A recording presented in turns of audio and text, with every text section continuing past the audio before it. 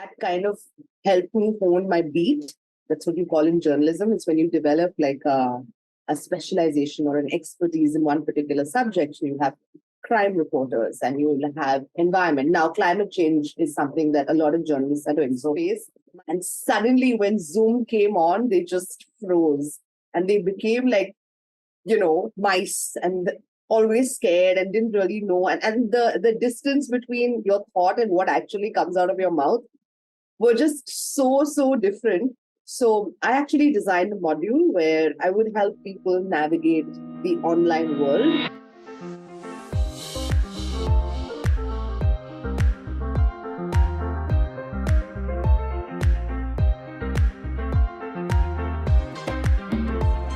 Hello and welcome to the Daily Lawyer podcast. My name is Jana Krishnan. I'm your host and also the founder of the Daily Lawyer.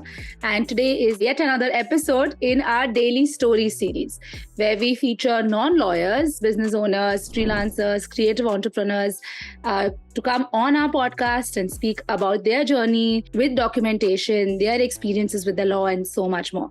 And today I have someone whom I find hilariously articulate. Every time I've spoken to her, I've just come back laughing and I keep thinking about things that she said and laugh some more when she's not there. I'm speaking about Sanjana Chowhan. Sanjana, welcome to the Daily Lawyer podcast. Thank you. I'm so happy to be here. Honored. Thank you so much. Thank you. We are also from the same university, although we went to different schools in that university.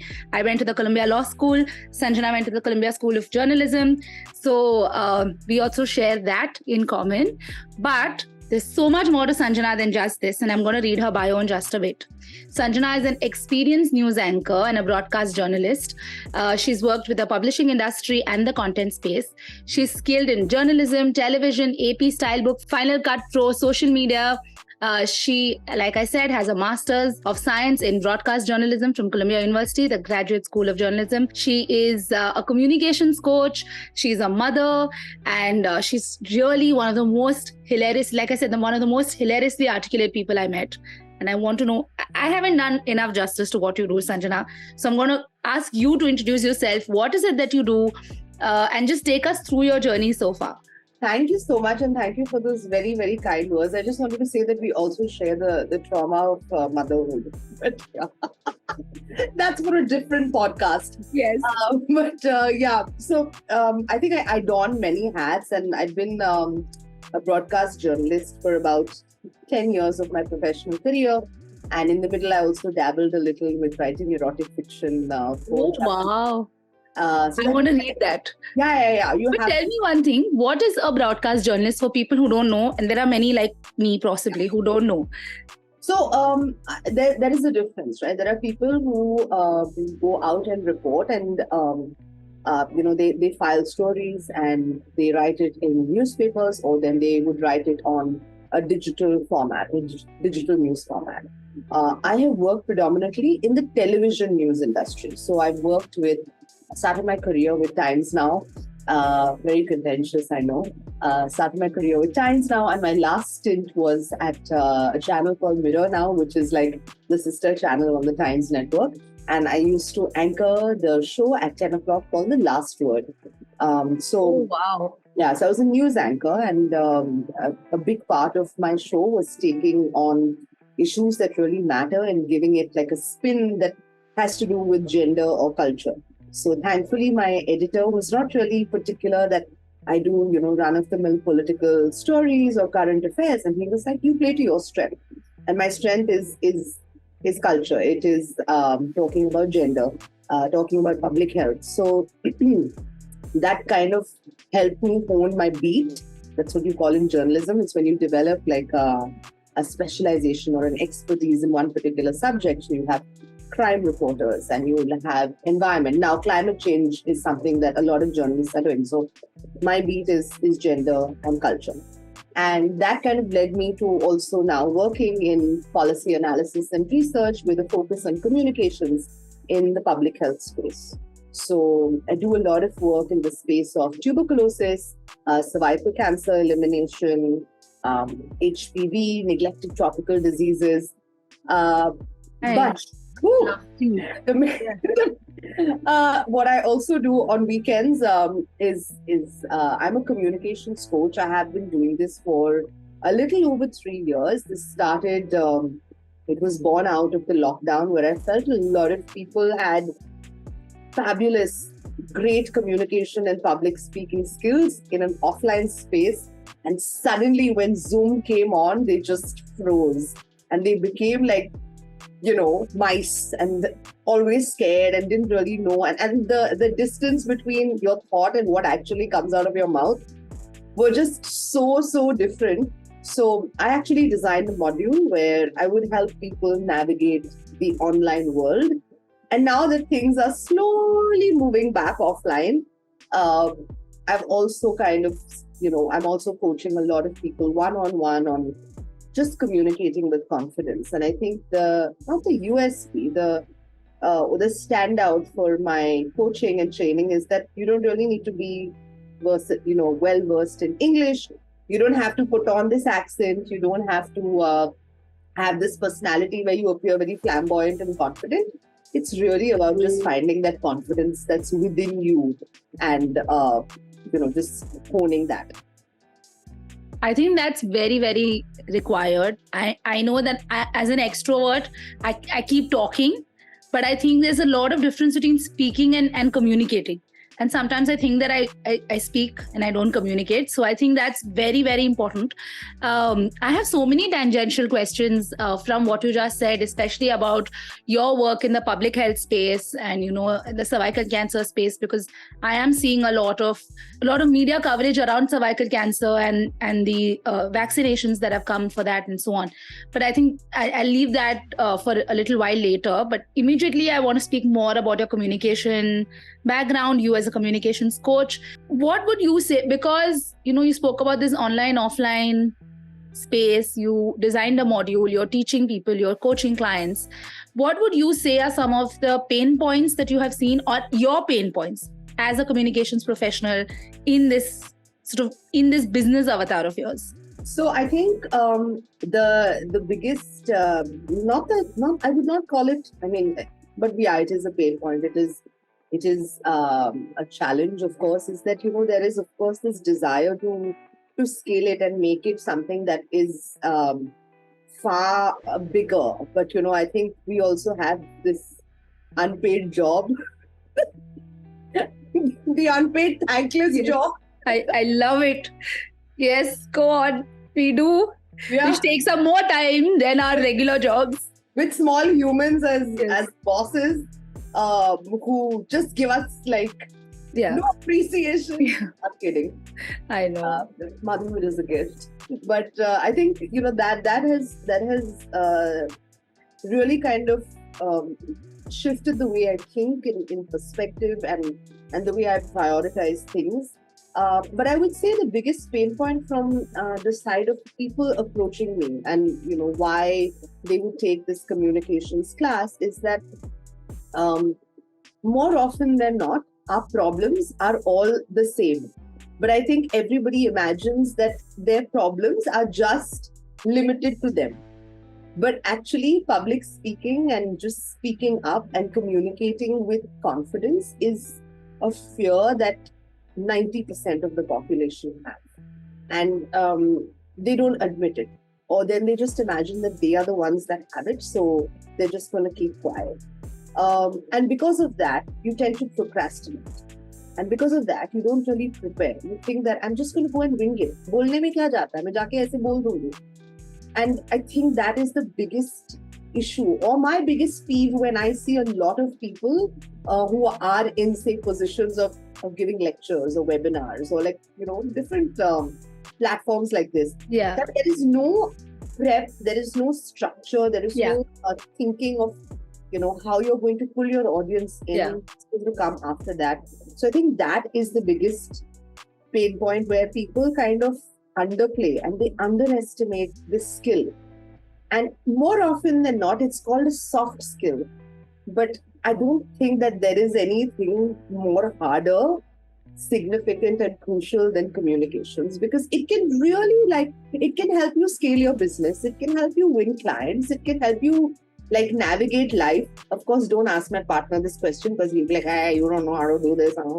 But it can just help you like come out of good arguments. It can help you really build relationships. So I think my biggest thing is that I don't agree with this fact that people call it a soft skill. It's not a soft skill. It's a very hard Yeah, skill. and it's extremely underrated. It's very for each one of us. I mean, I'm a lawyer, so it's obvious that we need that skill. But I was in a webinar and they were training directors. They're training people to become directors on boards. And I thought I was asleep in the first 10 minutes. And it's a really important webinar. It's relevant to me. It's relevant for my profession. And I really thought I'm going to sleep. I don't know. There were 648 people when the webinar started. It was only for an hour. By the time it was 30 minutes in, there were like half the people in the room. Yeah. And each one of us has a reason to be there. It's not like we are talking about leadership or something which is a bit more amorphous. Yeah. So I understand when you say that, you underestimate the level of preparation, the lack of structure, the way you communicate, especially in an online world, because you are literally isolated in one room. Only the walls are listening to you. So it's something I didn't think of when you spoke like this. But I wanted people like you and other business owners and professionals on the podcast because I want to really have conversations about things like documentation, things like having terms, and I really want to have real conversations on what are the problems that you had.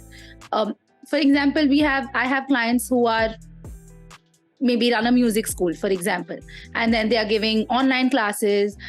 Somebody doesn't show up, and then you paid for 12 turns. Then somebody's not well, somebody's traveling, whatever. I cannot take the class, and then 3 months later they want to complete that many turns. So then these small issues that actually have an impact on your cash flow.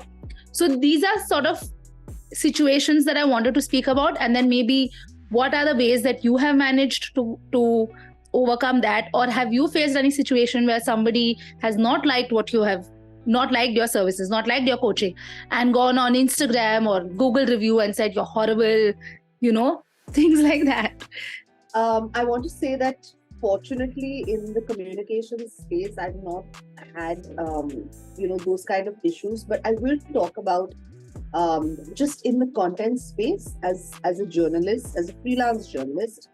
There are so many issues with documentation and just safeguarding people who are in the freelance economy, or like the gig worker, right? So I feel like the most important aspect, and I struggled with this the longest time, because I think as Indian women, we are not given the necessary skills or the training or the upbringing. I'm being very, very honest, and I kind of don't fault my parents, of course, but I always tell my dad and my mom, like, why didn't you teach us how to negotiate, how to ask for our money? Because I think my mom would always be like, don't talk about money. It's a little bit tacky. But now she'll be like, ask for your rights and like, don't undersell yourself. And I'm like, this was missing at the impressionable age, and now at the age of 35, I'm like, let's be brave and female. I think it's so important. A lot of unlearning, right? Yeah, absolutely. And I think that, we need special classes for women business or women entrepreneurs when it comes to money, when it comes to understanding money, when it comes to like figuring out what you like. I would say, the most important learning for me was to understand what can be the terms, as a freelancer or as a coach. And I need to, and I haven't yet, honestly, I don't have that documentation done. So maybe you can give me some. Yes, we should talk offline. Let's do it.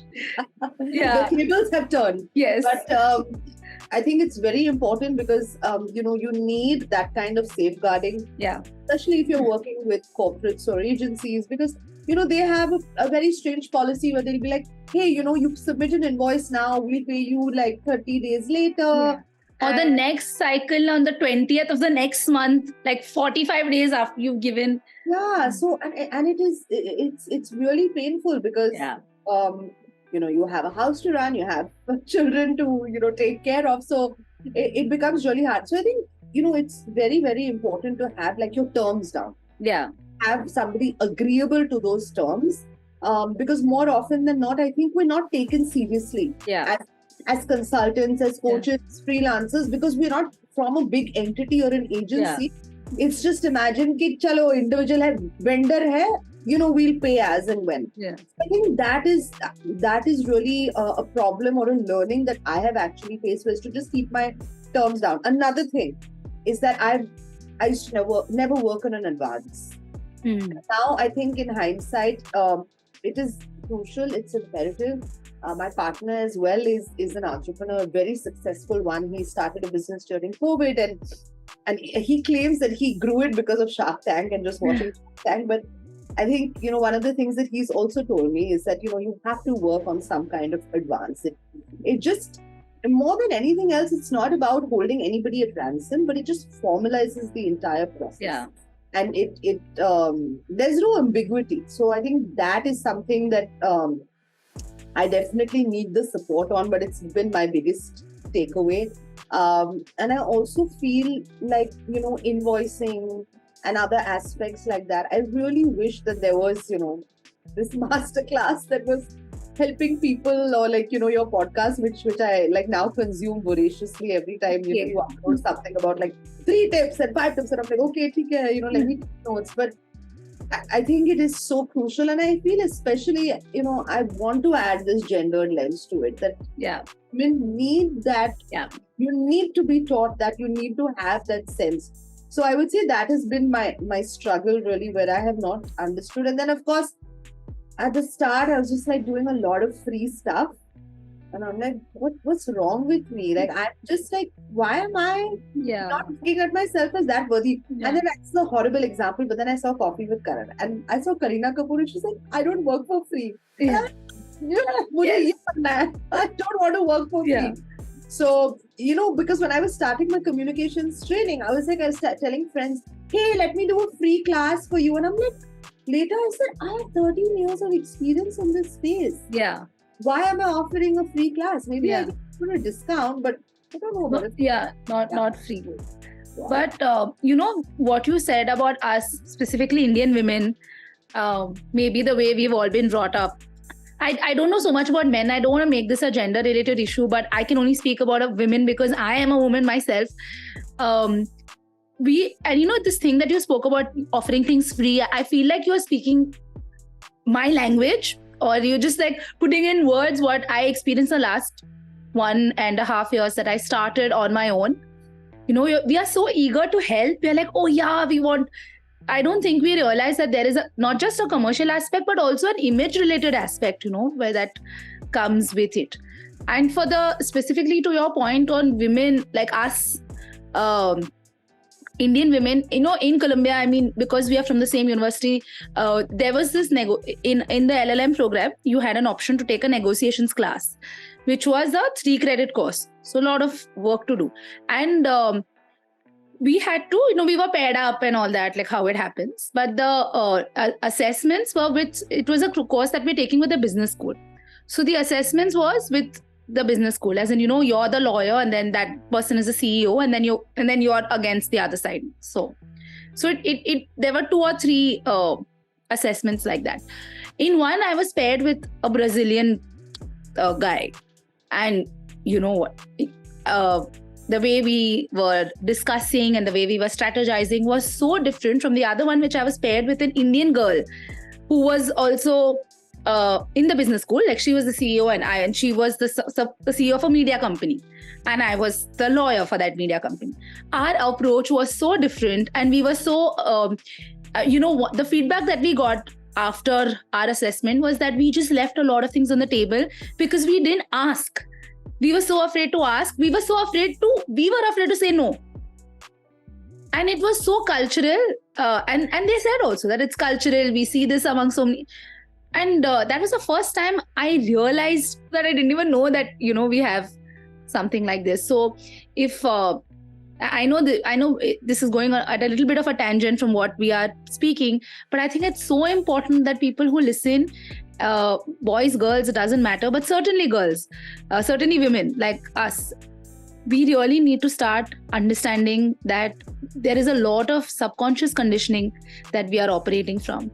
And it's time that we start unlearning. Don't wait till you are as old as us and wanting to unlearn. So anyway, I loved that little segue outside. But I mean, you have sort of alluded to this when you said that there's no sort of structure and documentation for freelance journalists and things like that. But what about in your days as a media professional, in sort of the broadcast network, have you faced or have you seen anyone face any kind of financial or reputational loss?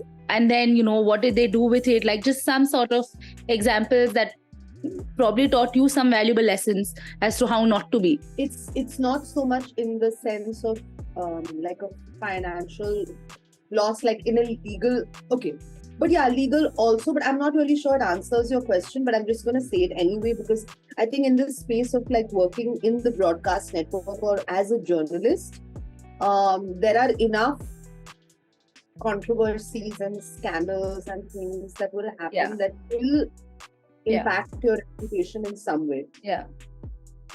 When the movie Padmavat had released, the Karni Sena had gone around torching buses, with young children in there. And I was anchoring a morning show, and my editor at the time decided to put the Karni Sena chief on the channel and ask questions, and I did that. And he on air called me baby, and I just let him have it. There's no other word for it. I let him have it. Of course, it went on to become like a meme and all kinds of things. But did it impact my standing professionally? Yes, it did. Not in a negative way, but also in a negative way, where a lot of people felt that maybe my response should have been a little more measured, or that I was just another shouty news anchor, or that I had taken it too far. So I feel like there is always that thing that, and then of course it went into like a legal thing, right? Where I got a call from the NCW in Delhi, and he was arrested because it is against the law, by the way, gentlemen. You cannot go around calling women sweetie and baby, and I'm sure Jenna will attest to that. But it took that kind of turn. And then after that, shortly after that, when the Me Too scandal was when it broke, when the news broke, and there was, I don't want to call it a scandal, I'm sorry, but when a lot of women came forward with their stories, I spoke about the time that Chetan Bhagat was very, very creepy, there is no other word, with me on like over WhatsApp, and I shared those screenshots. Wow. Of course, I got together with a lot of other women who had similar experience with him. We released a statement. And again, it took a kind of legal turn where at that point of time I was working with a network, and the legal team got involved, and they said that, look, we can help you like file an FIR if you want, and or make this, but we can't. But they also explained their limitations, which I was of course very respectful and cognizant of. And I have that also because I'm privileged, right? I am privileged, and I do recognize that, and I'm also not entirely aware, but I'm aware of my rights, having worked in the journalism. Yes, of course. Yeah. So, but it did take a legal turn, but I feel like in hindsight, there is, and there was, of course, again, a reputational thing over there where there was enough and more people, and this is the problem with social media, right? Everybody then decides to become this like this mouse trigger happy person where they, castigate you or trial by social media. And Droves of women came out and supported me. Droves of women came out and said that it's not sexual harassment, that I'm making a big deal out of it. I was Nothing. asking for it. All kinds of things, like. And I felt like that too made me realize that what if I had done things differently? What if I had, right after that, maybe gone to a lawyer, maybe gone to the cops, and understood the legal recourse for doing something like this, for speaking up? Yeah. Then my speaking up would have had a little more substance, a little more, because I think Chetan Bhagat in his rebuttal also said that he kind of dared me, like, okay, why don't you go to the cops? You don't have a case. You can't because you don't have a case. And in my mind, I was like, buddy, I do have a case. But again, the legal and sitting in the police station is just another reiteration of what you have gone through. Yeah. Which is anyway happening on a daily basis.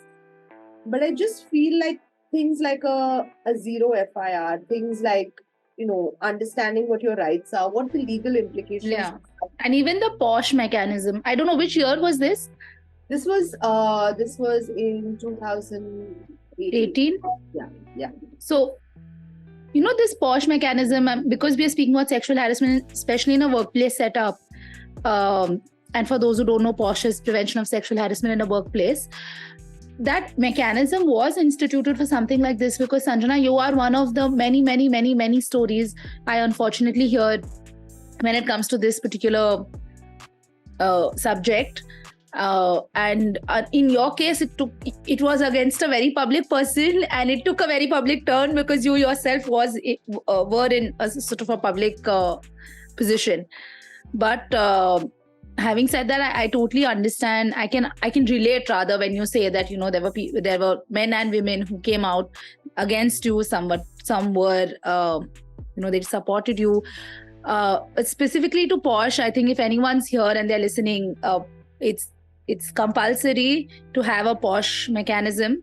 If you are all freelancers, like say Sanjana, you are a freelancer, and if it happens to you, then you can just go to the district collector's office near wherever you are, and they will have a POSH mechanism. So I also think it's very brave of you to take a public stand. I don't know. I mean, having spent so many years doing this work, I can tell you that it's very hard. It's really hard. Even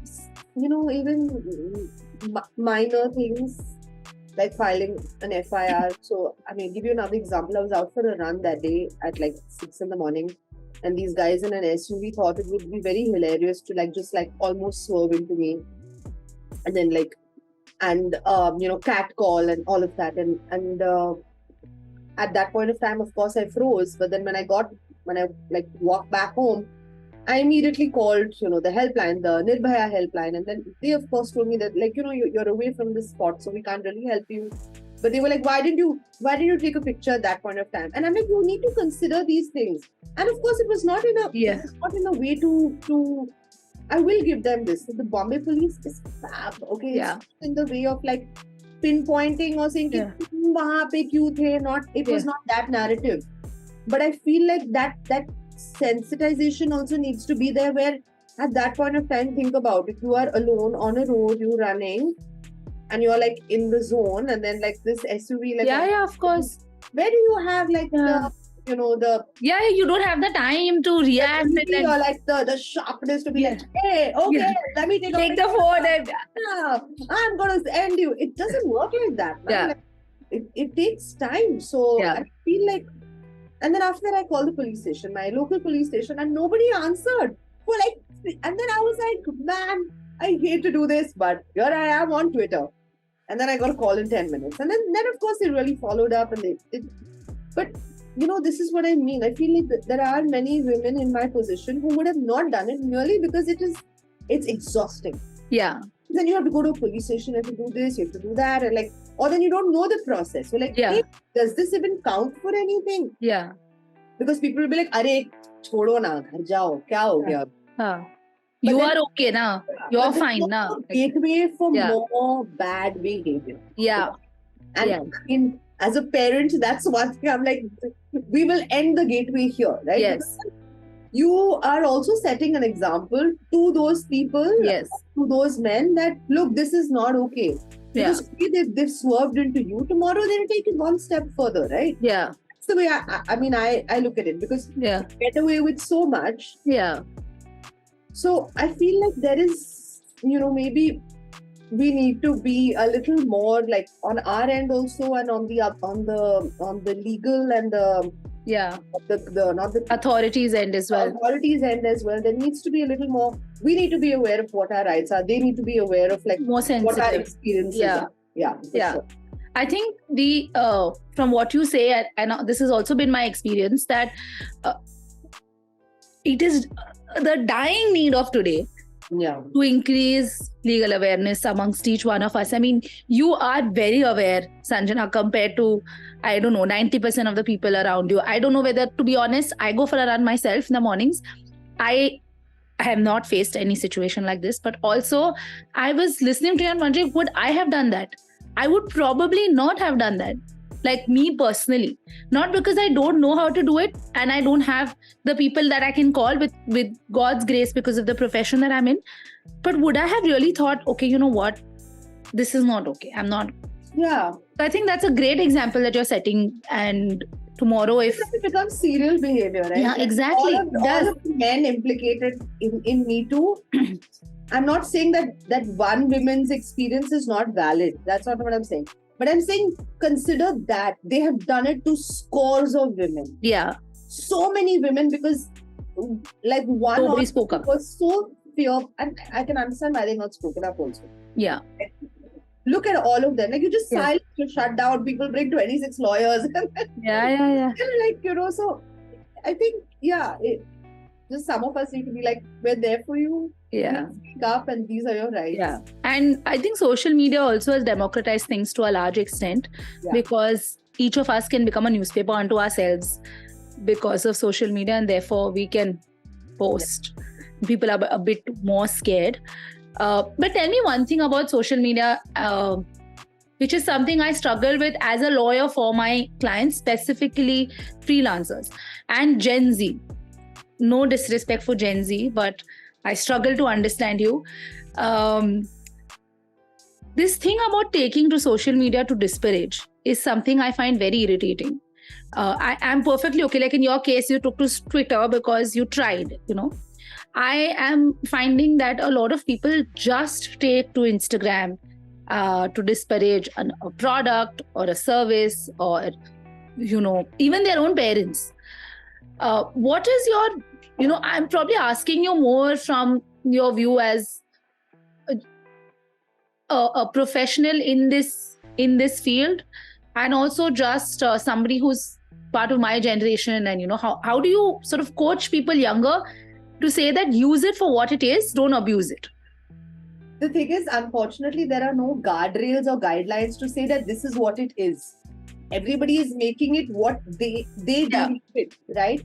And the thing is, I can't even, I'm not even in a position to be like, hey, you should be doing this, because I have also been there where I have used it to, to talk about like brands' supposed body positivity or lack thereof. And so many other issues. So I feel like, but I definitely feel in the legal space and in the space of you wanting to vent when there are ramifications or consequences, that is something I think that you probably get that sense when you're a little older.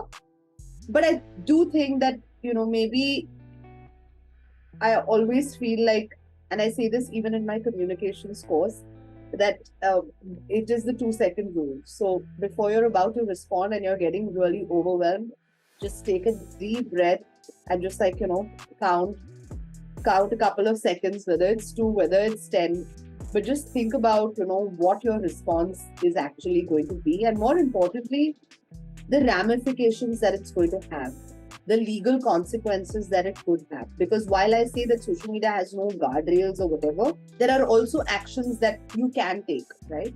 And I don't think that people understand this. So on on my podcast, actually, a couple of weeks ago, there was a cyber psychologist who came, she came on and she spoke about this woman, a client of hers, who was being harassed on social media by somebody that they had supposedly met on a dating app, and that person was posing as a woman. Oh dear. Yeah, and this lady was, I mean, she was bi-curious, so at that point of time she had matched with a woman who thought it was a woman, and then that person came and started threatening her with like nude photographs, which had obviously been like, it was a deep fake, like, so, and it became all of that, and this girl just didn't give up. She just went at it, and then she discovered that it was actually a very young, like 18, 19-year-old boy who lived in her building.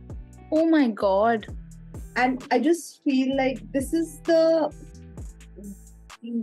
Gen Z, I'm really sorry, like they don't understand that there are some serious consequences for what they think is harmless behavior. So again, this is not okay. You cannot in and get into like this extortion racket. Literally, it is that, an extortion racket. And just imagine that you're going to get away with it. There will be consequences. So I think it's important to understand that there will be consequences for this kind of behavior, because you can't imagine that you're going to get away, because then you're going to encounter a woman like me or like this girl and we're going to. But I feel like even the supposed guardrails or what's okay on social media or what's not needs to be defined. I think a lot of times we dismiss like people as being trolls, especially on Twitter. I cannot even begin to tell you the horrible things that I have been called, the stuff that's in my DMs, in Instagram. I mean, I've been called horrible things on television also, so I'm like water off a duck's back. Oh man. But the thing is, like, I just feel, you cannot just get away with like just sitting behind a screen and just saying whatever you want. Yeah. And even if you do have an opinion, and I learned this, of course, at a much later stage, there is a way to articulate it. Yeah. And don't run brands down, Like, please, just go and like DM them. And if they're not DMing and if they're not coming back and they're not doing this, then you can talk. Yeah, use that as almost your last or penultimate resort.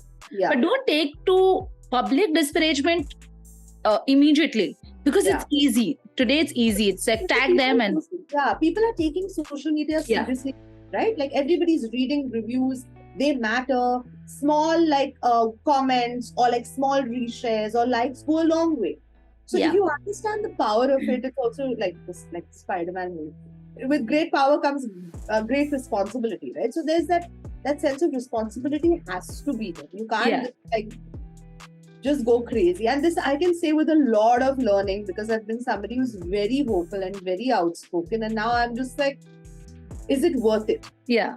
Worth doing that? What are you going to get? Or like, are you going to be informing? Are you going to be helping in any kind of way, or you're just going to sound like horrible? Yeah.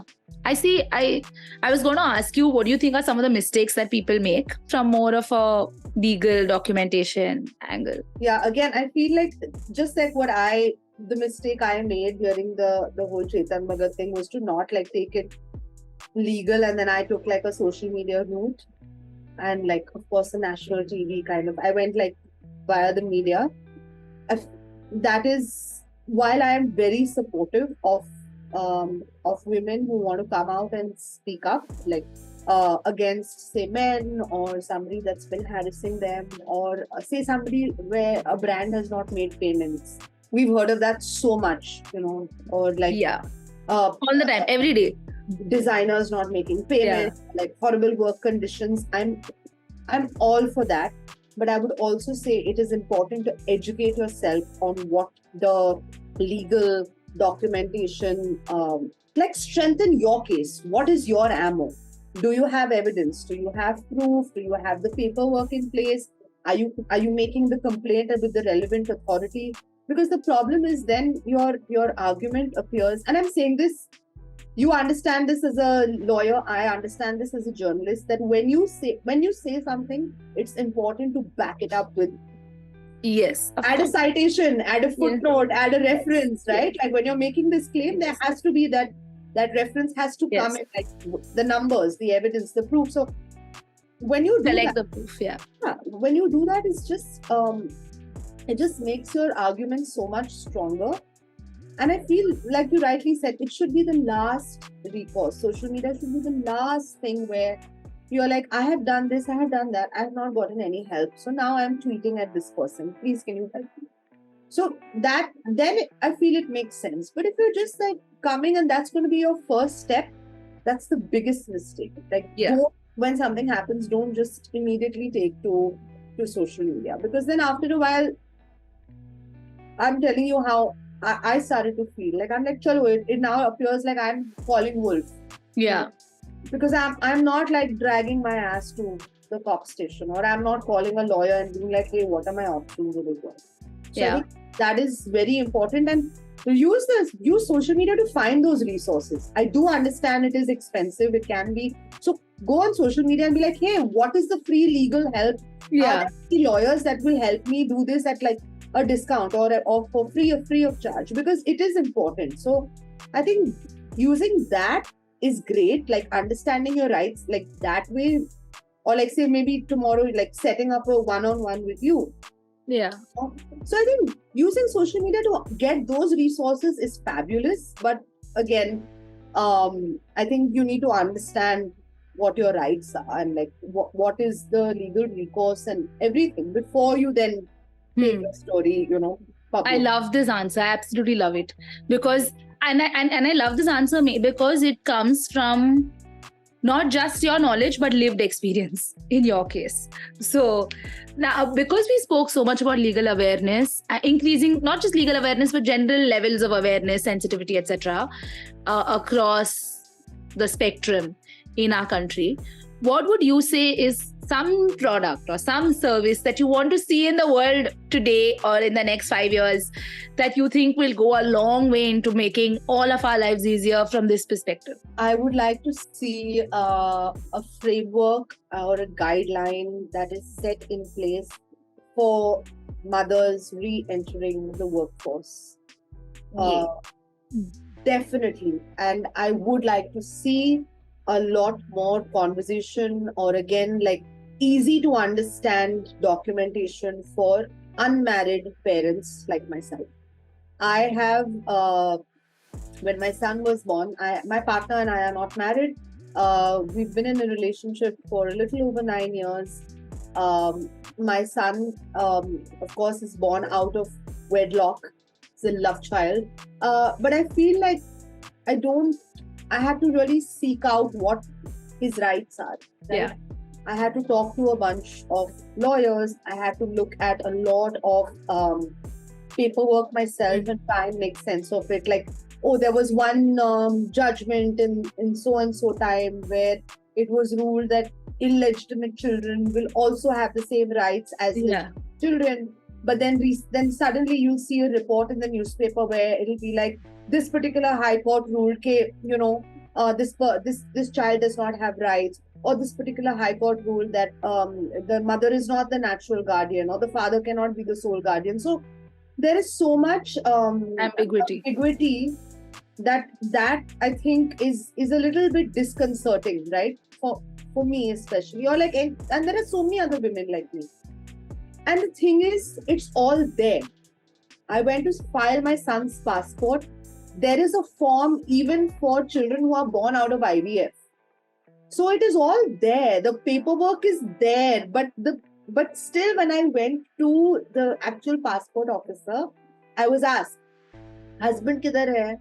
Mother-in-law kidhar hai? And I'm like, shadi nahi hua hai. Like, this is my partner's like passport. Like, this is his consent. Acha, unmarried matlab? And I feel like, look, buddy, you have the form, you have everything in place. You don't have to like ask me these questions, no? And like also this thing of like taking like a 2-month-old like I know the passport office. I would really like to see just easy to understand policy, guidelines, frameworks, and again, I think mothers entering the workforce, um, the things that you can and cannot ask for, and actually, you have 6 months of maternity leave. Can you take 6 months together? Can you split it up? Can you take 5 months and then do that, do the 1 month? Can you take 3 months and then 3 months? Because I feel like while 6 months is great, we are only saying it's great because we compare it to the rest of the world, right? Yeah. But I know as a fact that today, as 18 months postpartum, and I still call it postpartum because I still think like I'm still recovering from it. There is so much that I need, like, on the work front, right? Yeah. When it comes to flexibility, when it comes to just that reassurance that my career is safe. Yeah. And that this is a safe space and that I can be vulnerable even in a professional situation. Yeah. Because what I'm going through at home is a lot. Yeah. Or, this is that my company has to, or our companies have to give us a room to pump. Yeah. They have to give us 2 hours time off to Yeah. pump. Women don't know that. They don't Yeah. know what their rights are. They don't Yeah. know. Do you know that in a government job that you can actually take up to 2 years off for child, right? So I'm wondering, what if there was something like this even in the private sector? Yeah. So these things really matter. Support for vaccinations, support for single mothers. These things make a huge difference. Having creches, I cannot even stress, please companies, start daycares in your office. You will see more women coming into the workforce. You will see more women participating. This thing of like moving back from work from home and encouraging people to come back to office is like the biggest mistake, because women will fall out of the work. Yeah. You can't do that. It is physically impossible. I'm lucky today. I'm working with my company for the last 3 years from home. So, and it definitely has its cons, but the biggest reason why I decided to have my child was because of that. Yeah. I am at home because I'm privileged enough to afford that child. Yeah. But there are droves of women who cannot. They cannot, of course. Yeah, that's something that I would really like to see. 1, 2, 3. And the third thing, of course, is just like ease of doing business in India. Yeah. Whether it is, having people like you. Like when I saw your business card / flyer, I was like, wow, this is so cogent, right? It's like, hey, are you this? And you're like, oh my God, yeah. So I think it's important to, like, for people, this is where communication comes in, right? To answer what problem you're solving and be able to communicate that effectively. So I think this is what I would like to see. Yeah. In terms of women coming back to business and working from home and creche and things like that, I also think that from a business level or product level or coming, setting up guidelines and all of that is there. We all have to work towards it. But I think each one of us, like you, me, each one of us can help. Like I'm giving my example now. You are working from home with a company. I'm sure if you have a junior who, she talks to you and she tells you, I'm not sure whether I want to have a child. You'll be like, no, I did it. Don't worry. I'm going to make sure that you can work from home. And, and that happened with me. I also think that we only look at women, as in women supporting women. But I think men have a huge role to play here as well, because in my case, my ex-boss, who is truly among the best bosses on earth, his wife was an investment banker. He's not here. He's Malay. And he's in Malaysia. And his wife is an investment banker. So she had like these really long hours. And he was working from home / not working from home, whatever, because they had very young children at the time when I joined. This was 11 years ago when I joined this company, which I'm not part of anymore, but still. And he had come down. I was living in Worli and our office was in Jogeshwari. And he had come down once for one of our matters. I was expecting at the time, and he said, are you traveling all the way from Worli to Jogeshwari every day, like in that JVLR flyover? I said, yeah. He said, are you mad? Like, there wasn't anyone more senior to me in that particular office. He said, just work from home now. You can take care of. And he's like, I am working from home, because he had a 2-year-old son at the time. His daughter was older. But his son was like this really rambunctious kid. So he was at home because his wife can't be at home. And he used to tell me, oh, Jenna, I'm sorry, from 3 or X time to X time, I'm not available. I have to go pick up my kids from school. I have to draw. And 11 years ago, it seemed very different. It seemed like, who does this? Especially like guys, culturally, it was very different. I was working from home. Everyone thought, nobody knew about working from home at the time. But what he did for me, and what the other men of that organization, they're all mostly Westerners. There was a time when my younger daughter was born, and she was 4 months old, and there was this really big issue that had happened in the India office, and I was supposed to present to the global board, which had all our CEOs from seven of our biggest geographies. So it was something I was very nervous for, and also because I felt personally responsible for what happened. My younger one was very young, and my elder one also was under 2. And I had planned everything. But that morning, my maid didn't come. My mom, who was coming to help me, got stuck somewhere. I gave the iPad to my elder one, and then I somehow managed to feed my younger one and put her to sleep. I said, everything is great. I was holding my younger one on my lap so she doesn't wake up. And I start. And it starts, and this one wakes up screaming. Like screaming and screaming and screaming. And I don't know what to do. I'm almost crying, but I can't cry. And there are all these men sitting around a conference table and staring at me from the computer. And I'm like, because I didn't know that it's going to be a video thing, and this one is crying. And we had so much problem figuring our time because they are coming from so many different time zones. And the chairman of our company told me, Jenna, I think your daughter needs you. Gentlemen, can we give Jenna 30 minutes? Jenna, take care of your daughter first, relax, and text us after 30 minutes. If you're okay, if your daughter's okay, we'll reconvene. I put that off and I started crying because nobody has done that to me. And like it seems like such a small thing, but it was such a big thing. I had time to put her back, then come back after 30 minutes to sort of sort myself a little bit. And then it's like, are you okay, Jenna? Is your daughter okay? Okay, now let's start. That's it. And I don't think we realize the importance of this. Like, we speak a lot about women, but I think men can play because they are a lot simpler. They have simpler solutions to problems. I am working. My husband's working from home. He's the one doing a lot more heavy lifting for my children in the last 1 year than I have. And I like this balance. I think that is also an important part of the conversation that we should go.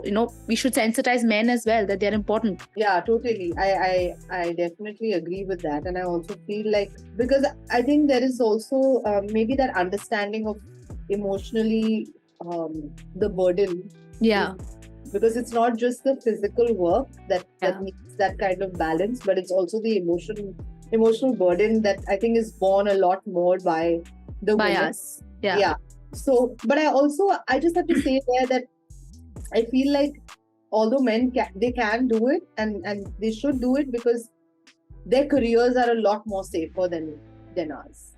Because I feel there is a tendency, and the numbers and the research will also show it, that you are more likely to hire men than you are, say, women who are married and hence and certainly who are pregnant. Yeah, who have the potential of getting pregnant and not taking this job seriously. Yeah. So I think that is because of that also that men should help out a lot more. Yeah.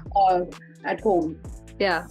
Okay, we have overshot the time. I think I can speak to you all the time. I mean, not all the time, but I can speak to you for a long time, Sanjana, because there's so much synergy in the way we think and maybe also our life experiences.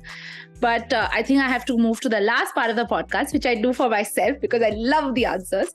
It's called 5, 4, 3, 2, 1. That asks you like 5 of something, 4 of something, 3 of something, like that. And these are like short answers. Okay, so 5 productivity tips. You can even include apps or journals or planners, whatever you want to say. Okay. 5 productivity tips is don't look at your phone first thing in the morning. If you have an option, please put your phone on airplane mode the night before.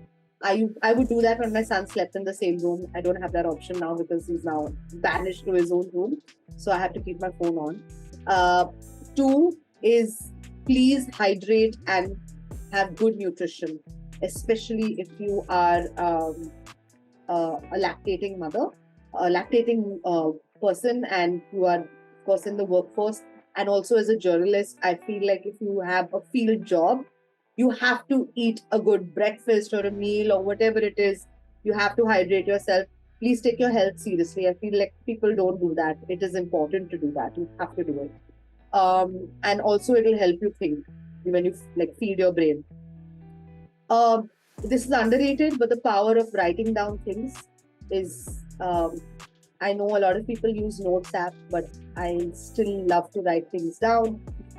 Me It too. always helps. Even now, after like calls, I of course take consent and I record calls, listen to it, write down all of the notes again because it really helps. And it doesn't matter like what level of work you're at, whether you're like a junior or like you're on like this executive level, you should still be writing and taking notes. Um, exercise. When you exercise, there's endorphins. You're sharper, your instincts are better. And also you tend to sleep better. So you will always be productive when you take care of these things. And last, I feel, is the circadian rhythm. You need that sunlight in the morning. So go out and get it. I force my son and myself out every morning to stand in the sunlight, of course, but please use sunscreen. You have to use it. Stand out in the sun. That will also help you set your sleep cycle for later, and like try and get in 8 hours of sleep. If you can get more over the weekend, why not? But if you are a parent, I also understand. But yeah, I think these things are unmatched. Yeah. They sound so simple, but they're so. Yeah. They're really like the building blocks of a good life. Yeah. Though they sound so simple. Okay, 4 books that you'd recommend anyone to read. Okay. One is Desperately Seeking Shah Rukh Khan by Shrayana Bhattacharya. She is a World Bank economist.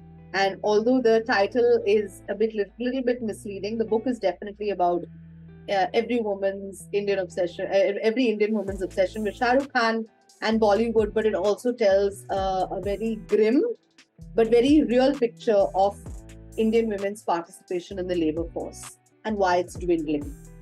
Have to read it. It is data heavy, but it's revelatory. It's eye opening. So please definitely read it. She's brilliant.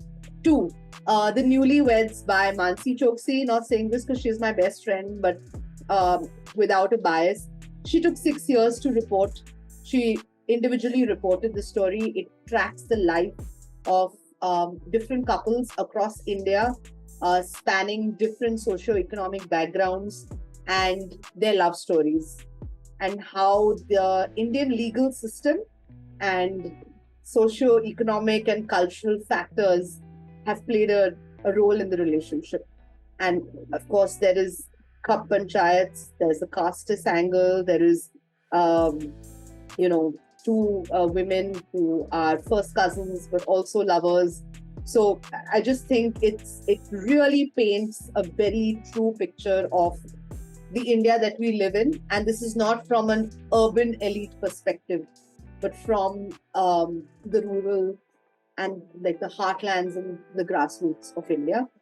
That's 2. 3, I would say a book that I just read. It's called I'm a Fan. It's by Sheena Patel. First up, this narrative is absolutely brilliant. It's not written like any other book I've read before. It's a lot like diary entries. It's told from a brown woman's perspective who is in an unequal relationship with obviously a white man. And it's just about her navigating, a very messed up dating life with social media stalking thrown in. And I just think it's so relevant for so many single people out there who are like in, turbulent dating relationships or turbulent relationships with themselves and hence with other people. And then how the kind of like digital cyber obsession adds another layer of complexity to those things. So I think it's important for all of us. Number 4, I would say one of like my one of the books that I have like really liked recently is called Yellow Face. I'm not sure. I forget the author's. Rebecca or something like that. Yes, brilliant Yeah. book. Like that. Dramatic at the end and all of that, but definitely worth reading, because again, a lot to do with like white supremacy and Asian American, cultural context in with that as a backdrop. Uh, and again, very now, because it talks about a lot about like Twitter and social media, and I just think it's really crucial for us to read it. And I think the last book I'm trying to think of right now, that everybody should definitely read. Oh yeah, I'm reading it currently, and I just think there are so many books that are being made into Netflix series, and people don't even know that they are like originally books. For example, Queen's Gambit, you should definitely read the book first. But I'm reading Devotion of Suspect X, which is brilliant. Jane Jan is the Netflix movie, which I thought was horrible, but Okay. Devotion of Suspect X is actually the Japanese novel from which this has been from adapted. this movie. Yeah. And it's really good. So it's like, of course, this crime grisly like murder story. So and the maths problems actually like make sense in the book as opposed to the movie, where it's just like he's just repeating random things. Acha. Yeah. I don't watch movies or TV, so I'm struggling to get the connection, the context. But I am a big reader, so I haven't read any of these except Yellowface. I haven't read it. It's on my list, but I haven't gotten around to reading the book. Yeah. Okay, 3 tips that you would give young students or young graduates. One is have clear financial goals and don't be afraid to set those goals. I recently attended a masterclass where that person said, "What are your goals?" And people said 1 crore, 100 CR. And she was like, "That's your fault. You have set a financial goal. You should not have a number in mind." I could not disagree more.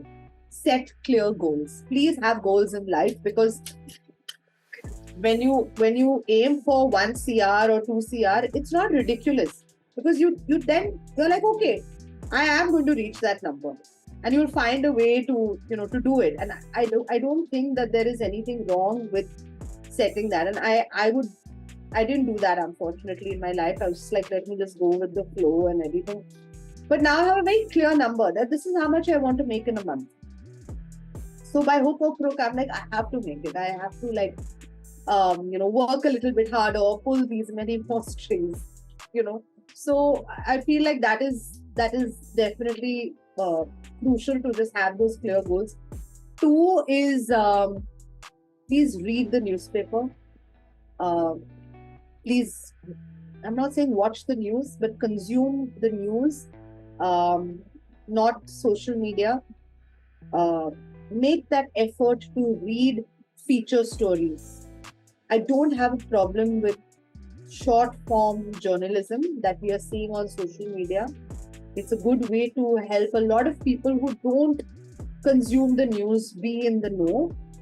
But there are things, there are nuances, there are layers that you will only get from reading, and that you'll absolutely miss those details otherwise. The same-sex marriage judgment. Everybody thought that it was going to be ruled in favor of that, right? Until and nobody understood right till the very end, till like the lawyers didn't come out and give the press conference, that the court had not really ruled in favor of it. And they had just said this is now in the state's purview, right? We were like, oh wow, it's so progressive, which it was. I mean, they spoke about surrogacy and adoption and all of those things, but the crux of the matter, the bone of contention was not really addressed, right? There was like a real miss on that. And I think that is something that it'll come only from reading. It'll come only from understanding. And now you have like so many tools at your beck and call, where you're like, hey, explain this concept to me. Yeah, of course. My financial planner recently sent me a little information, a blueprint about an equity fund that I wanted to invest in. And I didn't really understand the terms. I put it on ChatGPT and I was like, simplify this for me. And I'm starting to use AI to like explain like these very complex which I view as complex concepts to me. So I'm like, okay, theek hai, this makes sense, you know.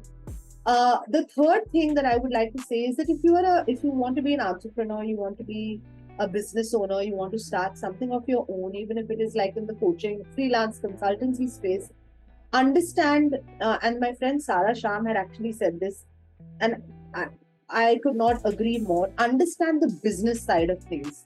As people with a lot of creativity and skill, we often think that that is not our role, but that is a big part of your role. It is to understand the business side of things, and I wish I had known that earlier. I looked at my career at the start a lot as like an ethical, like journalism, like, oh my god, I'm just going to tell stories that matter. ठीक है, तुम कर सकते हो ये सब. You can train people to become their best selves, like, you know, by communicating confidently. But what is your business plan? How are you going to scale it? Yeah. What is the product? Who is your target audience? It does not take away from the creativity, the principles, Yes. the vision and the mission of your purpose or your product. But what it does is that it makes it marketable. Yeah. If you don't define that, if you don't define the business of your service, you are doing yourself a big disservice. Yes. It is where you have to know what is your product, what are you selling, and who are you selling it to. The minute you do that, it'll just simplify everything so much more. You'll suddenly be like, okay, I need to reach out to X, Y, Z. Yeah. You know? Yeah. So I think that we don't really give that importance. We're like, I'm a creative person. Yeah, you are a creative person, but how are you going to make money? Yeah. How are you going to grow your business? So these things we need to, I think. Yeah, I think the last one I am also learning the hard way. But I saw Sarah's reel or something that she had made. So I can relate to what you said. Okay, 2 life lessons that you have learned so far in life. Okay, so the very recent one that I learned was to articulate myself in a kinder, more tactful way. I think because of the profession that I have been in journalism, and because the people in my life around me have made me feel very safe to express myself. So I'm a straight shooter. So I can come off as being very unkind. I can come off as being dismissive, and as somebody that is like does not and as somebody that is very fundamentalistic, where I do not really allow another person's views, or I do not allow them to have that kind of expression or like judgment, right? And I think I don't know what the shift was, but ever since I've had my son, and the thing is also in my communications coaching, I'm not that person. I'm a very different person than I am, and I like that person. I'm more comfortable being that person, because in that space, I really understand what my clients are going through, and I understand how they can express themselves better, or how I can express myself better. So I think that has been a recent life lesson where I have learned the art of, I would not say tact, but the art of articulating myself in a kinder way, and also to make space to listen more and welcome more expressions and opinions. Of course, this is not, I don't make room still for genocide, sexual harassment, and other such topics where I'm like, I don't want a debate. So for those things, I tune off. I'm like, I'm not going to be part of this discussion. I'm not going to like honor it in any way. And it's not done in an aggressive fashion anymore, like an angry way. I'm just like, this is not, I'm going to switch off. We're not going to talk about this. Yeah. That's definitely, that's number one. And 2 is that, so I used to be like a full power type A person before I had my son, where I would like wake up at 5 a.m. and go to the gym, and then go and, work, and then do stuff on the weekends and pack my day. And I just viewed that as like my entire self-worth was like my productivity. But then I had my son, and everything went out of the window. There are some days where I'm lucky if I'm able to get a workout in. And I feel like that 100% doesn't need to look like 100% every day. Some days it can look like a 20%, but still be that 100% that you give, if it makes sense. Like it's not. Yeah, give 100% of that 20. Yeah, it just be prepared that it will look different every day. And like be okay with it. Don't make that a measure of your self-worth, your character, your like who you are as a person. And also everybody's day is so different. It looks so different. So I don't think that we are in a position to be like, wake up at 5 a.m. do the no. You decide. Yeah, what works for you. School, college, what works for you. Yeah, true. I can resonate with both. Yeah. Especially the second, maybe, because we've been there, and that I think comes with a little bit of lived experience. Yeah, totally. We have to go through it and then muddle our way through all your late nights and tears and frustrations and screaming, and then we get to a point of peace. And finally, what is the best piece of advice that you've ever received? Oh God, this is so underrated, and you're gonna be like, what the hell is going on? But my immediate boss, and she doesn't realize this, but she gives me the best parenting tips like that she has given me. Like, they're so good. But she told me this, and you're gonna be like, Sanjana, what the hell? But she said, when you're doing one thing, just do that one thing. I think as parents, and especially when you are working from home, you think, "Arey kya hai? Main diaper change karungi, and I'll take this meeting. While having this meeting, I'll eat my lunch, and then I'll also check some emails." No. And my best friend Mansi also says this, that every minute that you spend away from your child has to be worth it, has to count. So now when I sit at my desk, I'm like, I have 1 hour, even if it's 1 hour, I have 1 hour to look at this document. I have 2 hours to build this kick-ass module for my next client. How am I going to do it? And in that 2 hours, I don't do anything else. I close all of the other tabs. I keep my phone away. It's just my notebook and my pen.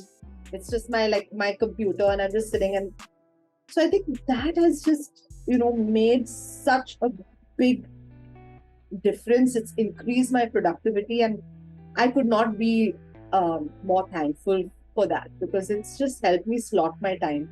And it's also helped me be a little less hard on myself. I've stopped packing my day, and I'm like, I will just look at doing this one thing, and I'm going to do it really, really well. So, yeah. That is fabulous advice. I don't think it is underrated at all. I know I am guilty of doing many things and then messing it up, or like I'm doing something like, wait, when did this happen? So I am adopting that now. Yeah. I always thought, doing multitasking was a measure of being more productive. I can do so many things. I can wear so many different hats. I can answer the doorbell. I can, with my ear pods, and then I can pull my daughter's, That's only in the movies. Yeah. That's only the movies where like somebody with chiseled abs and like great glutes is like listening to their AirPods, and they'll open the door and they'll take the groceries, and then they'll be like, oh, closing this deal. This Yeah. doesn't work like that. Yeah, it doesn't. It doesn't work like that. So I feel like you can wear many hats, but when you one at a time. hat, that one hat should just be on. One at a time. And even when it comes to parenting, then I just decide these 3 hours with Mirai are those 3 hours with Mirai. Nobody, and I will not take any calls or anything. Yeah, I think my children teach us that.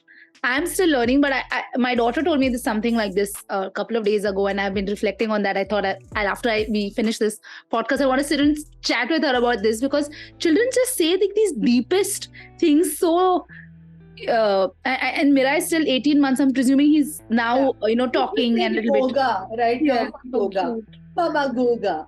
So cute. Cute time. With children are amazing. How much ever we diss being mothers sometimes. I think children are amazing. They are the best part about parenting. That it is the other stuff that comes in the way of parenting. I know. That is the thing. Yeah. And it's not even that. It's just I feel more often than not. Of course, again, this is a very privileged perspective that I have, is that we also tend to make it very much larger than what it is. Yeah. Yeah. And sometimes I just feel that if it is getting too much, just take the damn day off. Take it off. Just be with your child, and don't feel guilty. Yeah. It's more like me telling myself that. Yeah. No, and I think as the ecosystem, as an economic ecosystem, we have to allow for such things. You know, if my junior or anyone, my colleague, my senior needs that time off, maybe we should just allow for it. I don't think we allow for it. Each one of us, we don't really allow for it. I think this conversation has been so much more than what I thought, Sanjana. Honestly, like it's so much deeper than what I thought. And it's much deeper than what our usual conversations are, because it's from a different perspective. Yeah. And I think it's come at the perfect time, because I've had people writing to me on LinkedIn asking me to speak about handling a career in the law, which is a demanding career, and having kids, because most people didn't know that I have 2 kids until I put up some LinkedIn post about having 2 kids or something like that. And I think I want to write back to that girl who wrote to me and say that once we release this episode, like, there's lots of things 2 working mothers in really demanding professions have come together. And while, yes, we spoke about our respective fields, but this is something we must speak more about and like sort of band together in a sisterhood of support.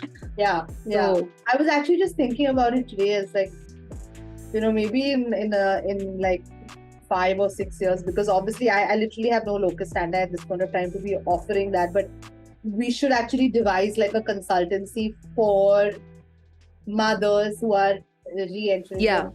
Like I think the time is right now.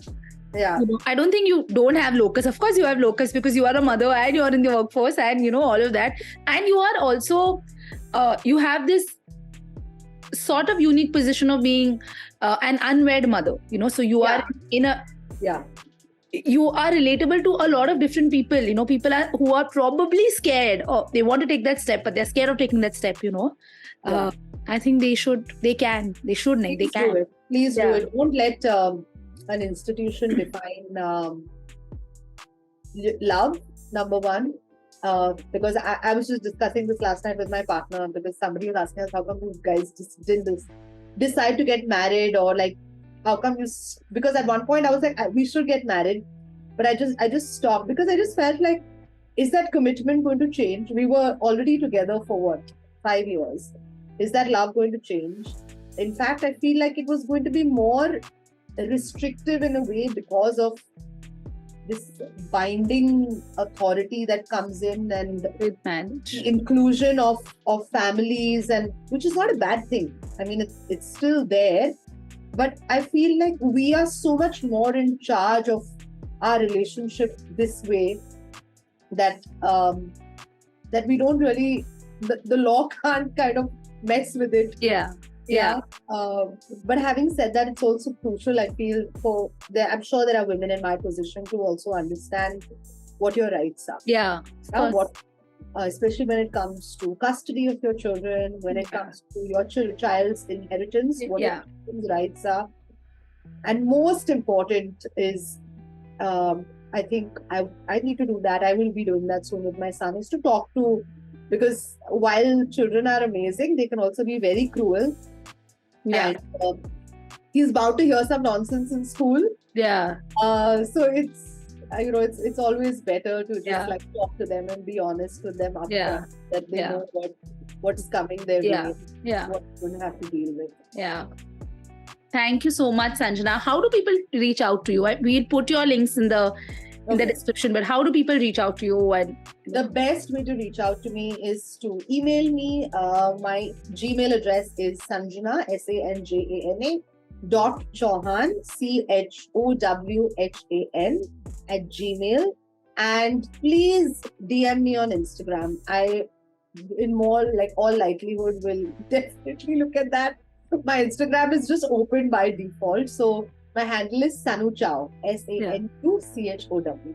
Okay, lovely. It was wonderful chatting with you. Thank you so much. Thank you so much for giving me your time. Thank you so much, Jenna.